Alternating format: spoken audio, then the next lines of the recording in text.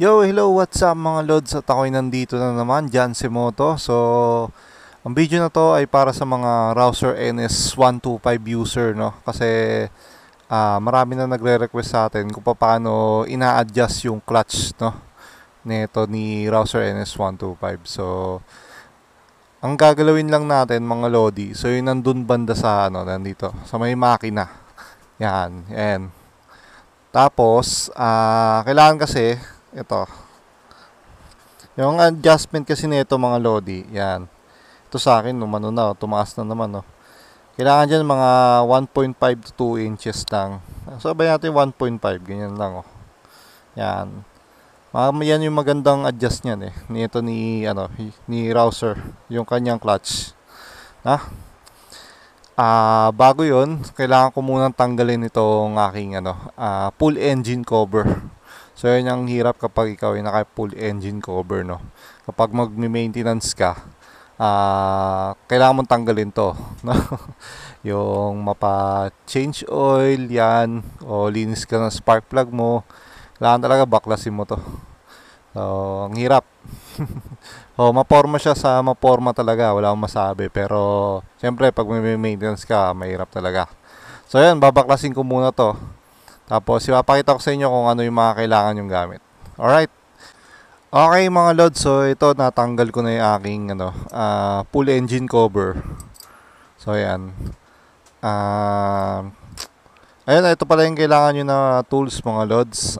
Dalawang wrench. Open wrench na D12, no? Dalawang 12 ang kailangan nyo kasi dalawang nut ang iano nyo dyan eh. Yung isa luwag, tapos isa counter, vice versa lang. So, game, adjust na natin, no? So, ito, tanggalin nyo muna tong, itong cover, tong rubber na to. Yan. Pang-lock din yan eh, para pag umiikot. Yan. So, ito, bago nyo galawin, alamin nyo muna kung saan yung luwagan ng isa, no? Mare, ito, alamin muna natin. Ako naglagay ako para tandaan eh, ayun, no? Nilagyan ako ng marker. So, alam ko na kaagad kung saan yung papaluwag, pahigpit. Yan. So, ito, pababa ang paluwag ko. Ito, lagi nyo to ilagay dito sa kabila para counter. Yan, no? O, diba? Alam ko na kaagad kung saan yung papaluwag. Tata tayo,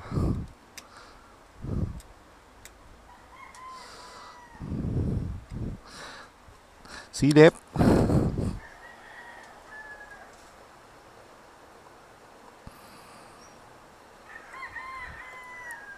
Okay, sobra. Pag nagluluwag kayo dito, pag magluluwag kayo ng nut, dito kayo magluluwag. Ito. Yun yung bababa yung clutch, no? So, baliktad pala ako kanina. Pero sobra tayo, sobra. Pit ulit. Pit. Silip.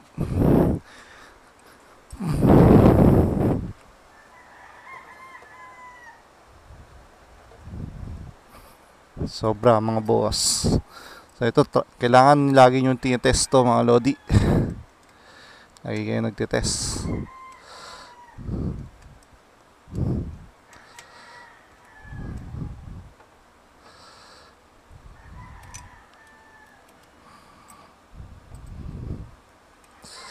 Itong ginagawa natin dito mga lods, itong pag-adjust ng clutch. Trial and error to mga lods, no? Kapag tapos na kayo dito, ilalabas nyo pa, no?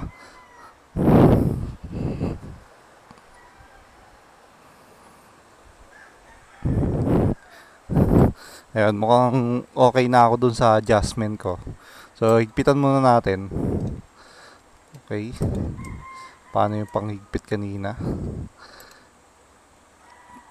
Okay, tapos higpitan na natin to sa kabila. Yeah.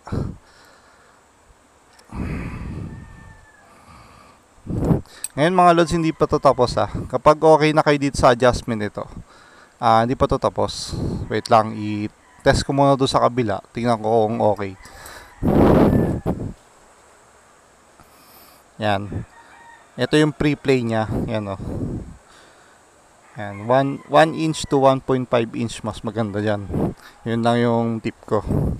Ngayon, next na gagawin ko, titest ko siya sa labas kasi ang pinakasakto talaga na adjustment yan mga lods, yung hindi ka nahihirapan magbalik ng neutral, na? Yun yung pinaka the best na adjustment dito sa ating clutch lever. Dapat dyan, kapag magbabalik ka sa neutral, smooth na smooth, hindi kayo nahihirapan. Ngayon, kapag nahihirapan ka magbalik sa neutral, so try mo ulit i-adjust to mga lods, na? So, teka, igpitan ko lang na maigi. Yan, tapos balik nyo tong rubber na to. Okay. Babalik ko lang yung aking full engine cover, tapos test na natin sa labas. Kailangan hindi ako nahihirapan magbalik sa neutral, no?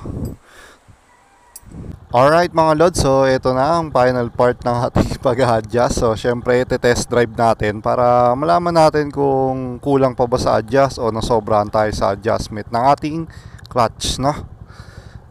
Okay, tara. Kailangan kasi hindi kayo mahirapan sa pagbalik sa neutral niyan mga lodi eh. So, ayan yung adjustment ko. Ay, ito pala, sorry. Ano ba yan? Gutom na kasi ako eh. So, dito. So, ayan yung adjustment ko. Kailangan 1 inch yun. Pinaka the best. 1 inch to 1.5 inch na pre-play. Yan, pre-play yan. Yung ginagawa ko. Yan, pre-play. Okay. So, test muna natin naman ba under tayo mabakil, tapos balik natin neutral. First gear. Yan. Kasi yan, neutral. Yun, pasok ka agad oh. So, gawin na kaya sa second gear. Kunwari, sa traffic tayo kunwari. Tapos, balik neutral. Balagay ko muna sa first gear. Tapos, neutral. Yun, pasok ka agad oh. So, yun yung magandang adjustment ng ng clutch. So, isa pa.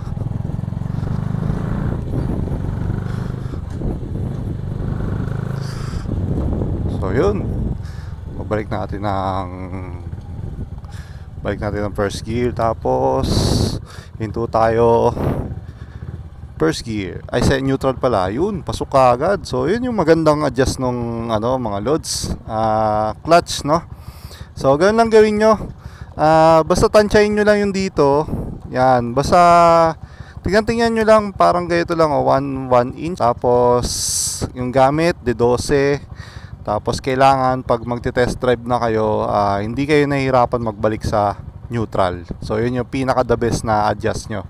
Pero syempre nasa inyo rin naman yan kung saan kayo talaga gamay, no? Kung saan kayo hindi kayo nahihirapan. Kasi may mga manual user kasi na mataas yung clutch eh. Mataas sila mag-clutch eh. Ewan ko kung dahil sa mga kamay nila. Kasi ako kamay ko laki oh. Ang haba. So ako dati sanay talaga ako na mataas yung clutch. Hanggang sa ayun, nagustuhan ko yung medyo mababa na clutch. Kasi mabilis ako magpalit ng gear kaysa dun sa mataas yung clutch. Lalo kapag traffic, ngirap. Yung babalik ka ng second gear, first gear, second gear, first gear, ang hirap. Tapos mag-aalalay ka ng clutch. So dito kasi sa mababa yung clutch, madali o hindi ka mahirapan. Tara, balik tayo doon. Balik tayo sa aking spot.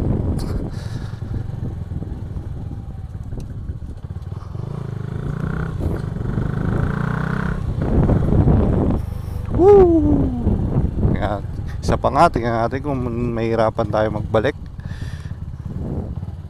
Neutral. Yun oh, tapos ka agad oh. So yun, basic lang. So ayun nga, katagalan kasi mga lodi, habang basta katagalan, nag-a-adjust kasi ng kusa yung yung throttle cable, ay yung clutch cable nyo mga lods. Medyo nagbe-bend yan. Kaya yun din yung nagko-cause, kaya akala nyo, kaya napapansin nyo parang tumataas yung clutch lever mo o bumababa yung play nung clutch mo, no? Kasi nabibend kasi yung katagalan nyo, yung clutch cable, no? Kaya ayun, kaya nagkakaganon. Tapos isang cause din yung sa lining. Kapag sobrang na kasi, sobrang baba na ba nung clutch mo nun? Parang yung lining mo kasi parang nababawasan na eh. Yan. So, yun. Sana nagigets nyo, no? So, yun lang. Ganun lang kadali mag-adjust ng clutch sa mga nagtatanong. So, yun lang. Maraming salamat sa panonood, mga lodi. Ride safe always, mga lods. Bye-bye and peace out.